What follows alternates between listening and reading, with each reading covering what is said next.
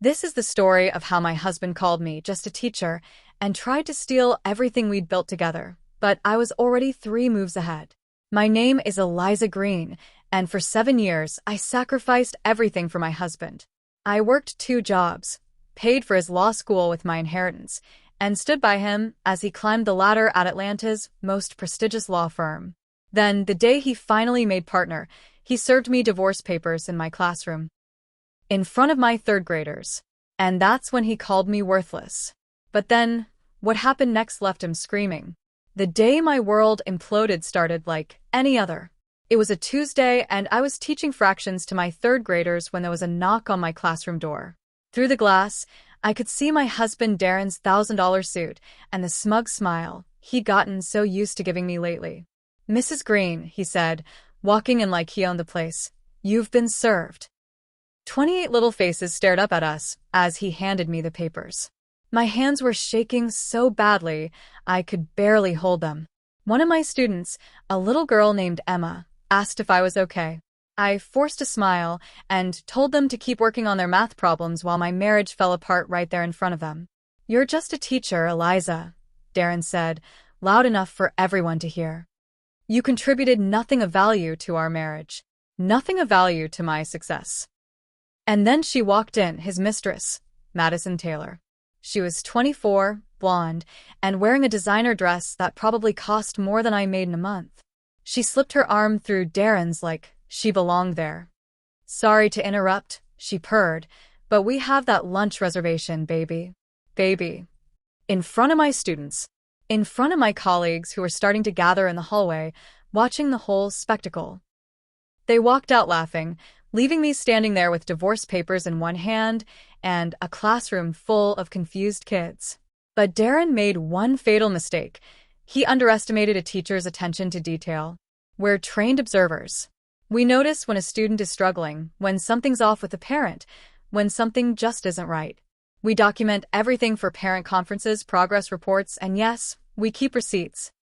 So while Darren was planning his great escape with his little mistress, thinking I was too naive and trusting to fight back, I was doing what teachers do best, taking notes. Instead of crying right there in the classroom, and trust me, I went home that night and opened my secret files. 6 months of documentation. Bank statements, credit card receipts, photographs, even voice recordings. Evidence he never knew I was collecting. This wasn't just going to be a divorce. It would be a full-blown lesson in consequences. You see, I'd always known a day like this would come. It started 6 months ago with a crumpled hotel receipt I found in Darren's suit pocket while taking his clothes to the dry cleaner. The Ritz-Carlton. February 14th. Valentine's Day. The problem? We'd spent Valentine's Day at home. I remembered because I'd made his favorite dinner and he'd barely touched it, claiming he had a headache from a stressful client meeting. I stood there in our walk-in closet, holding that receipt, feeling something cold settle in my stomach. The Ritz-Carlton Presidential Suite. $800 a night. Charged to our joint credit card. My first instinct was to confront him, march into his home office, and demand an explanation. But something stopped me.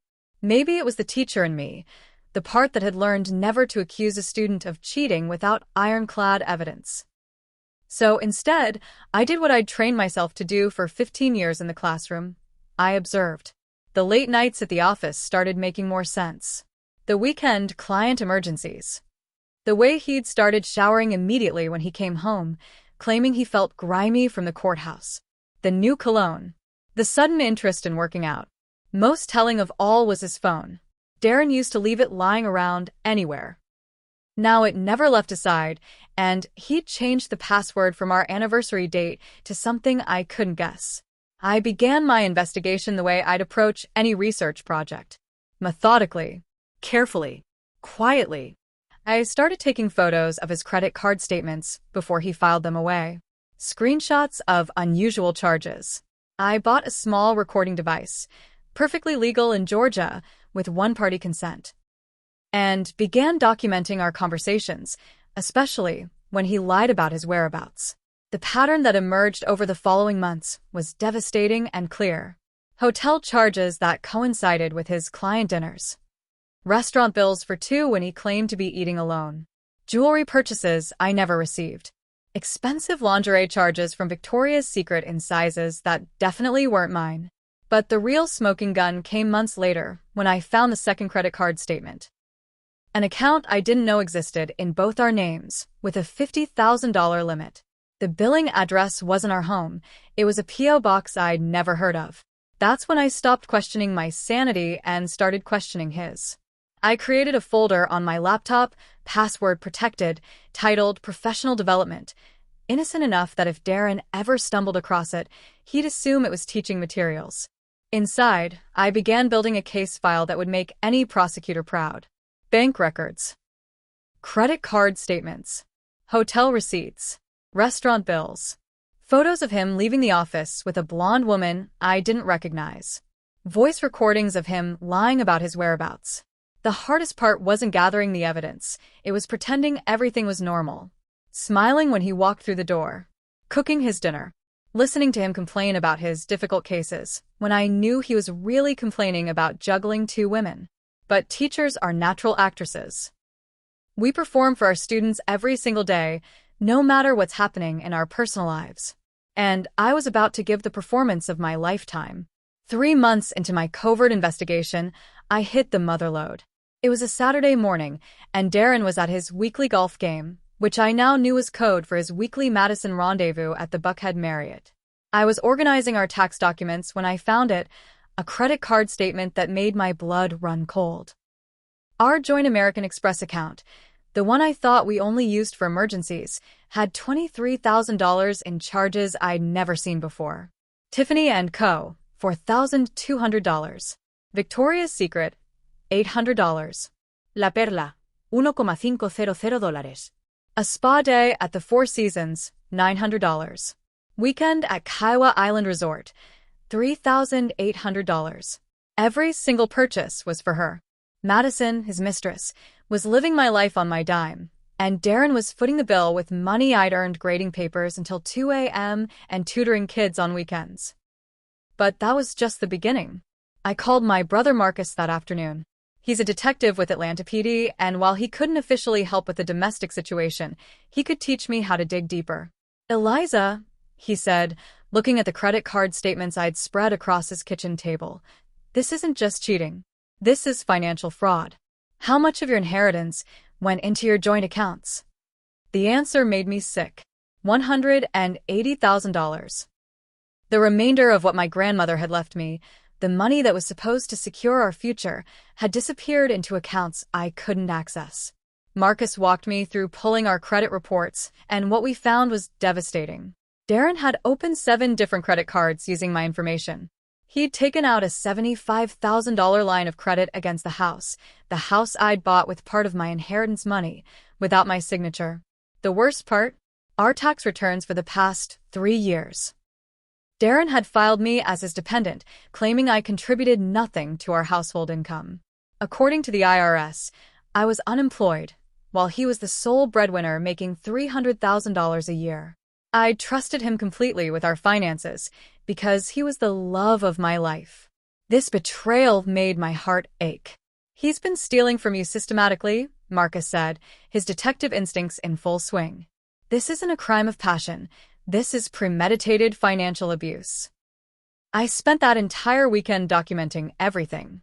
Bank statements showing transfers to accounts I'd never heard of. Investment portfolios opened in Darren's name only, funded with my grandmother's money. Insurance policies where he'd changed the beneficiary from me to his mother without telling me. I discovered 7 years of financial manipulation, all documented in black and white. But I wasn't done digging yet. Not even close. Meanwhile, after the divorce papers were served, my husband's mistress, Madison, apparently had zero concept of discretion. Her Instagram was a masterclass in stupidity. There she was, wearing my grandmother's pearl necklace, the one Darren claimed had been lost during our move last year. Posing in front of the Eiffel Tower on a trip Darren told me was a mandatory work conference. Flashing a diamond tennis bracelet that cost more than I made in 6 months. The captions made me want to throw my phone across the room. "Living my best life, #blessed, #power couple, #work hard, play hard, power couple." She was 24 years old and barely qualified to file legal documents, while I had 2 master's degrees and 15 years of professional experience. But what really got me was the photo of her in our master bedroom, my bedroom, wearing lingerie I'd never seen before and holding a champagne glass. The caption read, "Home sweet home." Had Darren been bringing his mistress into our home while I was away at work? At home, the gaslighting ramped up. Every conversation became a psychological war zone. "You're being paranoid, Eliza," he'd say when I started to question unusual charges. "You're imagining things because you're jealous of my success." When I asked about the missing money from our savings account, he actually laughed. "What money? You mean the account I built with my salary while you played with children all day?" The most infuriating part was how he'd rewrite history in real time. According to Darren's new narrative, I'd never contributed financially to our marriage. I was a dependent he'd generously supported out of pity. "Face it," he said during one particularly brutal argument, "without me, you'd still be living in some tiny apartment grading papers for 30 grand a year." Darren had made another crucial mistake. He thought trying to rewrite our history would break me. Instead, it just made me more determined to take everything back. The separation agreement arrived on a Thursday. This time, it was delivered by a smug junior lawyer. The document was 47 pages of legal jargon designed to steal everything I'd worked for. According to their proposal, I would receive exactly nothing. $0 in alimony. 0 claim to the house. 0 share of Darren's business assets, which included every penny of my grandmother's inheritance that had built his investment portfolio. The reasoning, spelled out in cold legal language, was that I had contributed no significant financial value to the marital partnership and that my employment as a public school teacher constituted minimal economic contribution. They were offering me $5,000 to facilitate a smooth transition to independent living. $5,000 for 7 years of marriage and a lifetime of supporting his career. Darren had started a public humiliation campaign against me. I started hearing whispers at school events, other teachers mentioning conversations they'd had with someone from the legal community about my financial dependence on my ex-husband. The worst was at my principal's retirement party, where I overheard 2 school board members discussing my situation. "Poor Eliza," one said. "I heard she never contributed a dime to her marriage, just lived off her husband's success for years." Madison, meanwhile, had apparently moved into full takeover mode. She started coming in when I was away at work, taking and posting photos from inside my house now, my kitchen, my living room, my garden. She'd even started wearing my jewelry, the pieces Darren had claimed were lost. But the final straw came when she showed up at my school. I was in the pickup line, helping kids into their parents' cars, when I saw her. She pulled up right in front of me, smiled that perfect pageant smile, and said loud enough for everyone to hear, "Eliza, Darren asked me to pick up some papers from your classroom. Something about finalizing the asset transfer." Asset transfer. Like my personal belongings were just business transactions to be completed. That evening, Darren's lawyer called with the ultimatum. Sign the separation agreement within 48 hours or face expensive litigation you cannot afford on your current salary. "Let me be clear, Ms. Green," he said in that condescending tone some lawyers perfect in law school. "Mr. Green is prepared to spend whatever it takes to protect his assets. Are you prepared to match that investment? Because teachers don't typically have $100,000 lying around for legal fees." Darren thought that he was winning, but he never knew that he had just made the biggest mistake of his legal career. He'd threatened the wrong teacher. It was time to reveal the evidence that would destroy not just his divorce case, but his entire life. Class was about to begin, and Darren Green was about to get the education of his lifetime. Instead of signing those papers, I called Marcus at 6 a.m. the next morning. "I need your help," I said. "Not as a cop, but as my brother. I think a thief doesn't just steal from one person, they steal from others too. So if Darren is stealing from me, it means he has stolen from others, maybe even stealing from his clients too." Marcus connected me with first a private investigator and then Samantha Rhodes, a forensic accountant who specialized in white-collar crime. What she found in the financial records I'd been collecting made both our jaws drop. "Eliza," Samantha said, spreading documents across her conference table, Your husband isn't just committing marital fraud. He's been embezzling from client settlement funds. She showed me bank records that made my stomach turn. Darren had been skimming money from personal injury settlements, workers' compensation payouts, and divorce settlements for other clients. Small amounts at first, $2,000 here, $5,000 there, but it had escalated over the years. The total? Over $400,000 stolen from people who trusted him with their legal settlements. People who had been injured, who had lost jobs, who were going through their own divorces and counting on every penny. He's using a complex shell game, Rebecca explained. Moving money between accounts, falsifying client statements, even creating fake investment portfolios to show clients their money is growing when it's actually funding his lifestyle with Madison. But here's where it got really interesting. Madison wasn't just the other woman. She was actively involved in the financial crimes. Samantha had traced several large deposits into Madison's personal accounts, all coming from client trust funds. Your husband's girlfriend isn't just sleeping with him, Samantha said. She's helping him steal from vulnerable people. And there's more. Madison is also having an affair with Jonathan Whitmore. Jonathan Whitmore, the senior partner's son. The golden boy of Atlanta's legal community who was being groomed to take over the firm when his father retired. Madison was playing both men, using Darren to steal money and using Jonathan to secure her future position in Atlanta's elite social circle. She wasn't just a homewrecker, she was a criminal mastermind disguised as a blonde paralegal. The smoking gun came when I decided to record one of our settlement discussions. Georgia's one-party consent law meant I could legally record any conversation I was part of without telling the other person. I called Darren and asked to meet about the divorce papers, telling him I was ready to be reasonable. We met at his office after hours, just him, me, and my hidden recording device. "I'm glad you're finally seeing sense, Eliza," he said, pouring himself a scotch like he was celebrating. "You never understood the financial complexities of what I do. This whole marriage, you've been dead weight. What about my inheritance money my grandmother left me?" I asked. Darren actually laughed with the arrogance of someone who is sure of having his was. "What inheritance money? That went toward our lifestyle. Our house, our cars, our vacations. You should be thanking me for investing it so well." "But it was my money, Darren. Legally, that was my separate property." "Prove it," he said, leaning back in his leather chair. "You think some teacher can outlawyer me? I've restructured that money so thoroughly that no court will ever trace it back to your grandmother's account." That's when he made his fatal mistake. He started bragging. "You want to know the truth, Eliza?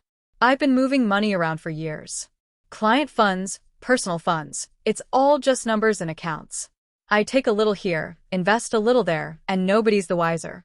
That's how the real world works. Not your little fairy tale classroom where everyone follows the rules." I couldn't believe my ears. In his arrogance, he had just confessed to embezzling client funds on a recording that would hold up in criminal court. But I wasn't done yet. What about Madison? Does she know about the client money? Darren's smile got even more arrogant. Madison's smart enough to appreciate the finer things in life. She understands that sometimes you have to be creative with finances to maintain a certain standard of living. Unlike you, she doesn't ask stupid questions about where money comes from. Criminal conspiracy, embezzlement, wire fraud, all recorded in crystal clear audio. Samantha ran a complete analysis of Darren's tax returns going back 7 years. Every single year, he had filed fraudulent documents. He'd claimed business deductions for personal vacations with Madison. He'd hidden income in offshore accounts. He'd even claimed charitable donations to fake charities he'd created himself. The evidence was overwhelming, and it painted a picture of a man who had been systematically stealing from everyone around him, his clients, his wife, and the federal government, for nearly a decade. But the most damning evidence was yet to come. The PI found communication between Darren and Madison discussing specific client settlements, including a $150,000 payout to a construction worker who'd been permanently disabled in an accident. "Poor guy will never know the difference," Darren had texted Madison. His settlement was supposed to be $150,000, but I'm telling him it was $130,000. That extra $20,000 will buy you something nice from Tiffany's. They weren't just stealing money. They were stealing from injured workers, divorced women, and accident victims. The most vulnerable people in our legal system.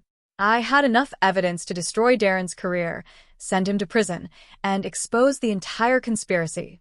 The teacher was about to school the lawyer on the consequences of his actions. With Samantha's forensic analysis and my recorded confession in hand, I walked into the offices of Sullivan and Associates, the biggest rival firm to Darren's prestigious practice. MS. Green, said Margaret Sullivan, the founding partner who'd been battling Darren in court for years. I've heard about your situation. What can we do for you? I slid 3 thick binders across her mahogany desk. I want to hire you to not only win my divorce, but to expose the biggest embezzlement scheme in Atlanta legal history. Margaret's eyes widened as she flipped through the evidence. Client trust fund theft, tax evasion, wire fraud, conspiracy charges. It was a prosecutor's dream and a defense attorney's nightmare. Ms. Green, she said after reviewing everything, this isn't just a divorce case anymore.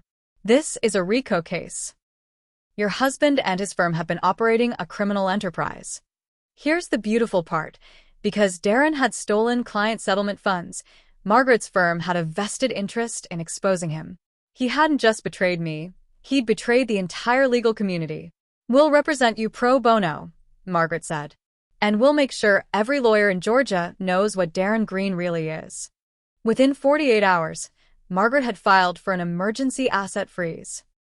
Every bank account, every investment portfolio, every piece of property connected to Darren was immediately locked down by court order. The judge assigned to our case?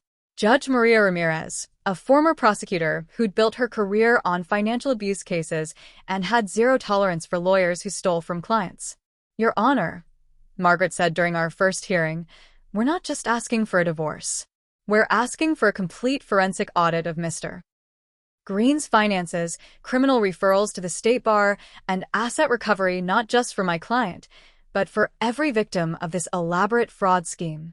Darren's lawyer looked like he'd been hit by a truck. They'd come expecting a simple divorce proceeding with a scared teacher who couldn't afford good representation. Instead, they found themselves facing one of Atlanta's most aggressive litigation firms, armed with evidence of federal crimes and a judge who specialized in sending white-collar criminals to prison. Margaret presented our evidence methodically, like she was conducting a symphony of destruction. Bank records showing the systematic theft from client accounts. Tax documents proving 7 years of federal fraud. Voice recordings of Darren admitting to embezzlement. But the piece de resistance was when Margaret revealed Madison's involvement in the conspiracy. Your Honor, she said, we have evidence that Miss Taylor was not just Mr. Green's mistress, but his partner in crime. She actively participated in money laundering, helped falsify client statements, and received stolen funds in her personal accounts.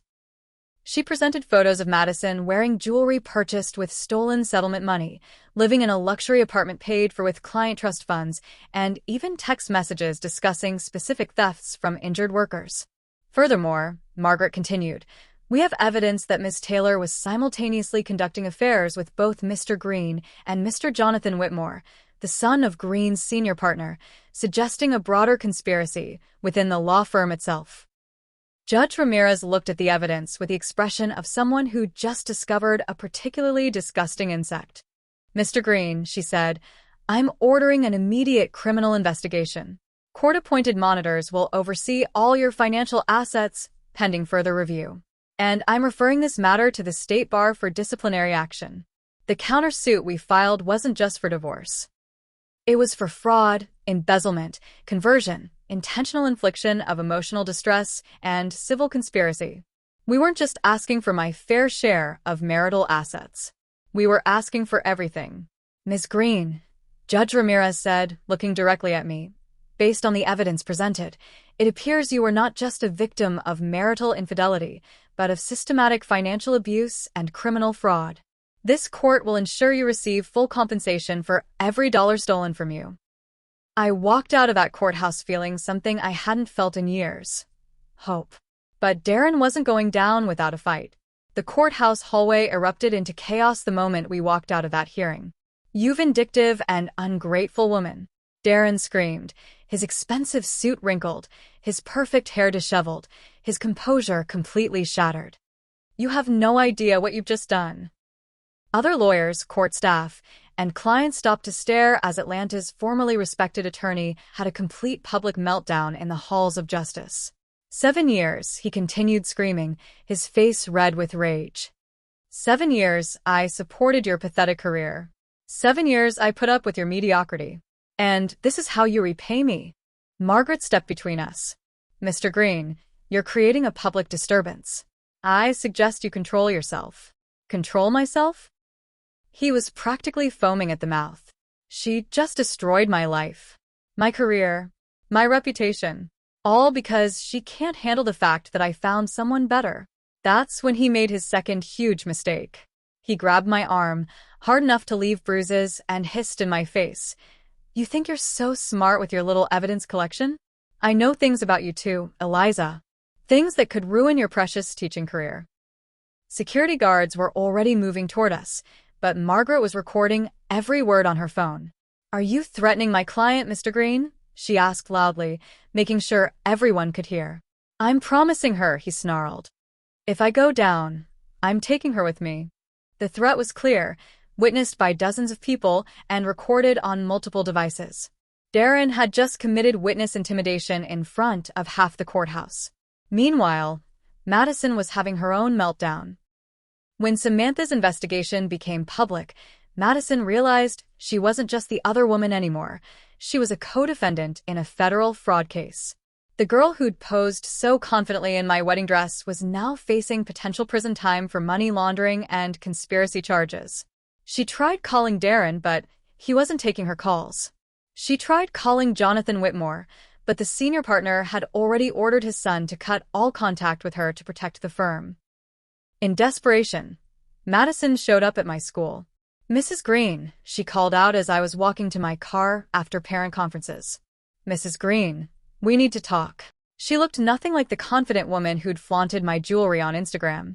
Her designer clothes were wrinkled, her perfect makeup was smeared, and her hands were shaking. This is all a misunderstanding, she said, tears streaming down her face. I never knew about the client money. Darren told me it was his money from bonuses and investments. I never meant to hurt anyone. I looked at this woman who'd tried to steal my life, who'd mocked me with my own wedding dress, who'd helped rob injured workers and divorced women of their settlements. Madison, I said calmly, you should probably talk to a lawyer, and not one from Darren's firm. But Darren wasn't done with his desperate measures. When he realized the evidence against him was overwhelming, he tried to destroy what was left. Marcus called me at midnight 3 days after the hearing. Eliza, there was a break-in at your storage unit. The one where you kept extra financial documents. Professional thieves, Marcus said. They'd bypassed the security system, picked the lock without damaging it, and taken only specific items. Old tax returns, bank statements, anything that might contain additional evidence of Darren's crimes. The timing isn't a coincidence, Marcus said. Darren's getting desperate. The next morning, I arrived at school to find my principal waiting in the parking lot with a grim expression. Eliza, she said, I received some very disturbing allegations about you last night. Someone called the school board claiming you've been embezzling from the parent-teacher fund and using school resources for personal business. The accusations were ridiculous. Anyone who knew me would know I'd never steal from children, but they were also strategically designed to damage my credibility before our next court date. Who made these allegations?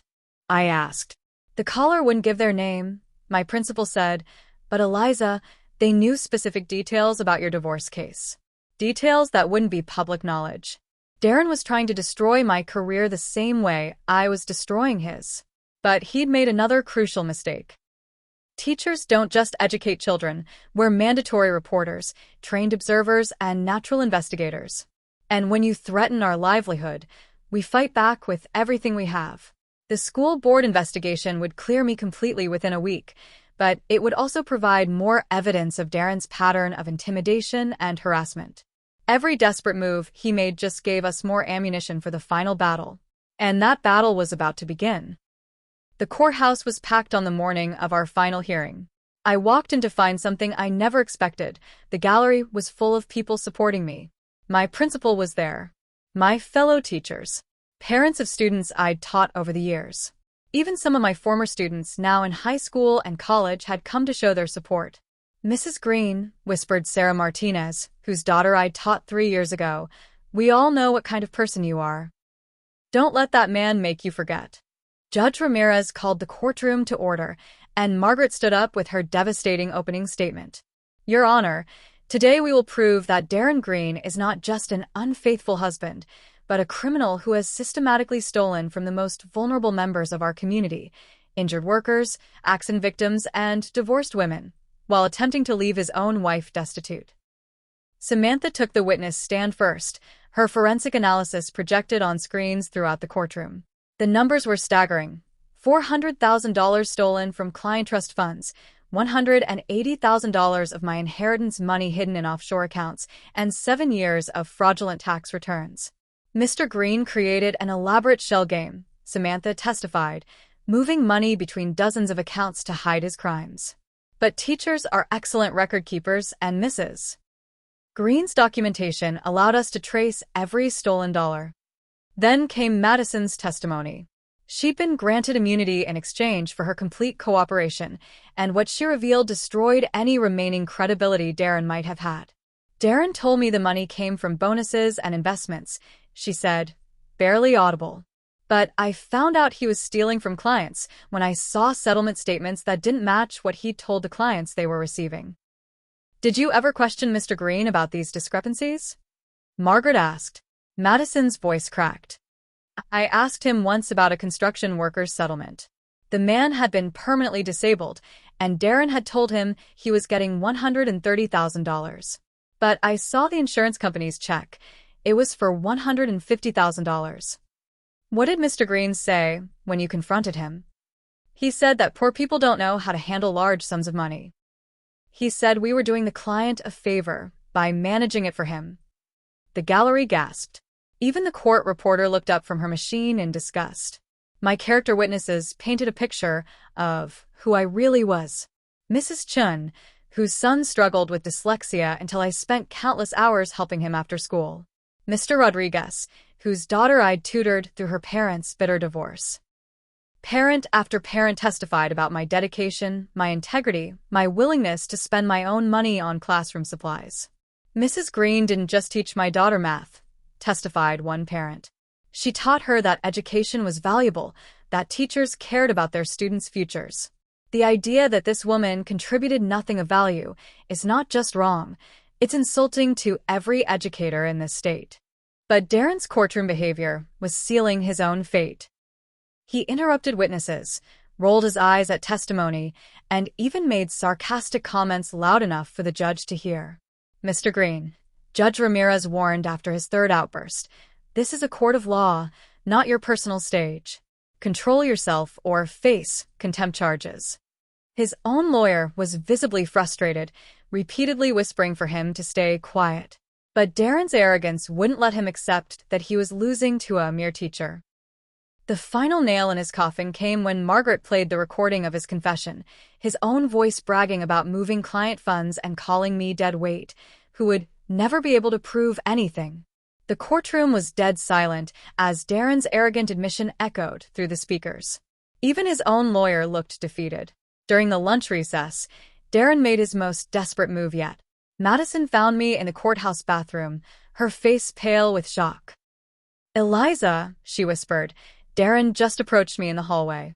He offered me $50,000 to change my testimony." Attempted bribery of a witness, another federal crime to add to his growing list. But he wasn't done. That afternoon, his lawyer filed an emergency motion claiming I had a history of domestic violence and that I'd threatened Darren's life. "Your Honor," his attorney said, "my client fears for his safety. Mrs. Green has become increasingly unstable and vengeful throughout these proceedings." Judge Ramirez looked at the filing with obvious disgust. "Counselor, are you seriously claiming that a 140-pound elementary school teacher poses a physical threat to your 200-pound client? And you're filing this motion now, after months of proceedings, with no evidence whatsoever?" The desperation was obvious to everyone in the courtroom. Meanwhile, Madison had completely turned on Darren. When his lawyer tried to question her loyalty during cross-examination, she delivered the final betrayal. Loyalty, Madison said, her voice gaining strength. Darren Green has no concept of loyalty. He stole from disabled clients. He cheated on his wife with me, then cheated on me with at least 2 other women. He promised me we'd be married, but I found out he was already planning to dump me for someone else once the divorce was final. In a last-ditch effort to control the narrative, Darren's law firm had leaked a story to the local news claiming the charges against him were fabricated by a vindictive ex-wife seeking an unfair settlement. But the story backfired spectacularly when the families of Darren's theft victims saw it on the evening news and contacted the media with their own stories of being cheated by the respected attorney. The recording of Darren's confession was devastating enough, but Madison's complete testimony revealed the full scope of his crimes. She provided detailed accounts of specific thefts, including names, dates, and amounts. The Patterson family's car accident settlement, she testified. Insurance paid $85,000, but Darren informed them it was only $65,000. He used that $20,000 to buy me a necklace for my birthday. The Williams workers' compensation case. The settlement was $120,000, but Darren told Mr. Williams the company only paid $95,000. We used that money for a weekend in the Bahamas. Every hidden asset, every secret account, every fraudulent transaction, my meticulous record-keeping had created an unbreakable paper trail that Rebecca had followed all the way back to its source. But Darren's final undoing came from his own mouth. As Madison finished her testimony, he couldn't contain himself anymore. "This is ridiculous," he shouted, standing up in the middle of the courtroom. "You're going to believe some gold-digging teacher and her lying lawyer, Mr. Green." Judge Ramirez slammed her gavel down. "You will not use that language in my courtroom." But he was beyond reason now. "You want to know the truth? Yes, I moved money around. Yes, I made some creative financial decisions. But I earned every penny. I'm the one with the law degree. I'm the one who built a successful practice. She's just a teacher who got lucky." His own lawyer was frantically trying to get him to sit down, but Darren was in full meltdown mode. "And you know what, Judge? Maybe you should ask yourself why you're so eager to believe these lies. Maybe this isn't about justice. Maybe this is about your own bias against successful men." The courtroom erupted. Judge Ramirez's face went white with rage. "Mr. Green," she said in a voice that could freeze hell itself, "you have just accused this court of bias, admitted to financial crimes, and demonstrated the exact arrogance and contempt that led to these charges in the first place." Darren had just confessed to embezzlement and attacked a sitting judge in open court. His own arrogance had completed his destruction. Judge Ramirez's verdict was swift and brutal. "Mr. Green," she said, "your behavior throughout these proceedings has been a disgrace to the legal profession. The evidence shows you systematically stole from clients, defrauded the IRS, and attempted to leave your wife, who funded your career with her own inheritance, with nothing. The financial award was everything we'd asked for and more, 75% of all marital assets, including the house, cars, and investment accounts." Furthermore, Judge Ramirez continued, "I am ordering the immediate seizure of all assets currently in Mr. Green's name, including his Porsche, his boat, and his country club membership, pending full restitution to his defrauded clients." But the criminal referrals were what really destroyed him. The judge ordered immediate investigations by the Georgia State Bar, the IRS, and the FBI's Financial Crimes Unit. "Mr. Green, you are hereby suspended from practicing law pending the outcome of these investigations. Your client trust accounts are frozen, and a court-appointed monitor will oversee the return of all stolen funds to your victims." The bar investigation would ultimately result in Darren's complete disbarment. The IRS would hit him with $300,000 in back taxes and penalties. The FBI would build a case for wire fraud and money laundering that would eventually send him to federal prison for 18 months. Madison received 2 years of probation and community service in exchange for her cooperation, but she'd never work in the legal field again. The senior partners at Darren's firm, facing their own misconduct investigation, quietly settled with all of his theft victims to avoid criminal charges. I walked out of that courthouse the same way I'd walked into my first classroom 15 years earlier, with quiet dignity and absolute confidence in my worth. Darren was waiting by his Porsche in the parking lot, probably hoping for one final confrontation. But Margaret had already arranged for the sheriff's deputies to be there for the asset transfer. "Ma'am," the deputy said, holding out the keys, "this vehicle now belongs to you." I looked at Darren, standing there in his wrinkled suit, no longer the arrogant man who'd called me worthless in front of my students. "Good luck explaining this to your clients, counselor," I said quietly. Then I got into my new car and drove away, leaving him standing there with nothing but his own consequences. The teacher had just taught the lawyer the most important lesson of his life. A year and 6 months later, I was sitting in my brand new office, looking out the window at downtown Atlanta's skyline.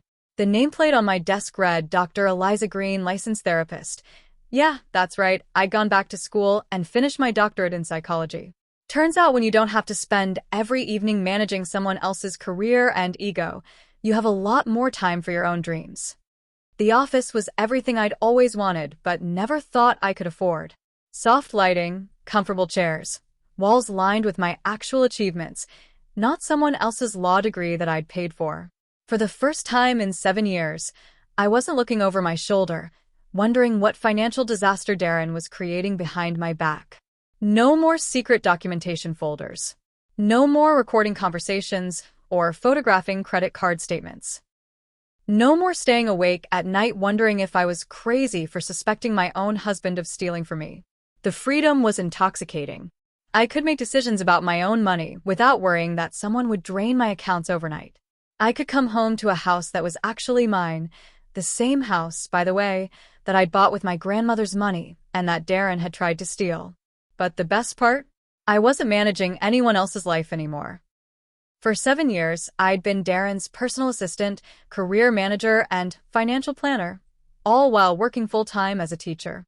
Now, I was finally managing my own life, building my own success, creating my own legacy. The peace was something I'd forgotten existed. My psychology practice was already seeing a steady influx of clients. Turns out, surviving financial abuse and systematically documenting narcissistic behavior gives you some pretty valuable insights into helping other people deal with toxic relationships. But here's what really blew my mind. The investment portfolio I'd built from my divorce settlement was already worth more than Darren had ever made in his best year as a lawyer. Remember that inheritance money he'd stolen and claimed he'd invested so well? Well, I actually invested it well. Properly. Legally. The financial security felt surreal. I could buy groceries without checking my bank balance. I could get my car serviced without having a panic attack about the cost. I could make charitable donations to causes I cared about, including a scholarship fund for teachers pursuing advanced degrees. For the first time in my adult life, I was financially independent. Not dependent on anyone else's income, not worried about someone else's spending habits, not managing someone else's financial disasters. I was free. The updates on Darren's life came through Marcus, who still had contacts in the legal community. After losing his law license, Darren had taken a construction job, ironic considering he'd stolen money from injured construction workers. He was living in a studio apartment across town, driving a 10-year-old Honda Civic and apparently spending his evenings at dive bars complaining about his vindictive ex-wife. Madison's karma was even more poetic. Jonathan Whitmore had dumped her the second the scandal broke, choosing his family's reputation over his paralegal girlfriend. She'd left Atlanta entirely, last seen working at a small law firm in Alabama for about half of what she'd been making here. The senior partners at Darren's old firm had quietly paid restitution to all his victims to avoid criminal charges, but their reputation never fully recovered. 3 of them retired early. The firm eventually merged with a smaller practice just to stay afloat. Meanwhile, I was living my best life. The scared, financially dependent woman who'd been served divorce papers in front of her third graders was gone.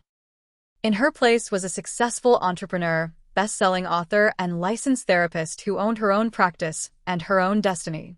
The final encounter came on a Tuesday afternoon at the grocery store. I was picking up ingredients for dinner.